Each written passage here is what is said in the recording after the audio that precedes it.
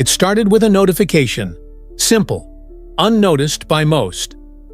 1. New global currency. Get ready for a reset. At first, it seemed insignificant. A glitch? Something we'd fix in a day or two. But then, everything changed. I checked my account. The numbers didn't add up. Instead of dollars, I saw one. Not an exchange rate. Not a temporary glitch. Just nin1. I called the bank. No one was answering. No one knew why this new digital currency had taken over, but it had.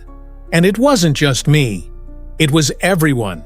People couldn't withdraw money, couldn't pay bills, couldn't escape. The confusion spread quickly. Everything we used to trust, banks, stores, jobs, was linked to this new currency. But one wasn't backed by anything real. It wasn't gold, it wasn't paper. It was just one. The world was adjusting to it, whether we liked it or not. People tried to use it, but something felt off. A bag of groceries that used to cost $50 now cost $5.1. It was a gamble, and more often than not, we were losing. Stock markets started falling. Big corporations crumbled. One by one, businesses collapsed, but no one could explain why. The government just said, it's a necessary shift. A new era. Then I met her. She sat next to me at a small cafe.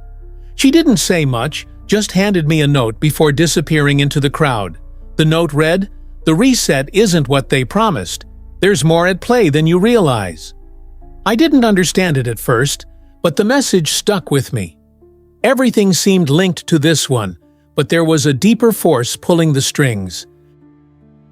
The more I dug, the more disturbing things I found. This wasn't a simple crash. This was calculated. Experts said it was a new solution to a failing economy. A digital currency to replace what we knew. But something felt off, like we were missing the bigger picture. The conspiracy theories were everywhere.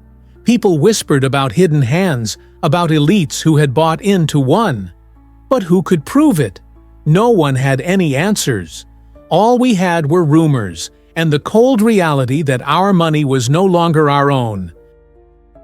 It wasn't just a crash, it was a shift, a test. And the truth was in plain sight, but no one saw it coming. I felt the weight of it, a cold realization settling in. One wasn't just currency. It wasn't just a tool for trade. It was a system. A digital web connecting every transaction, every movement.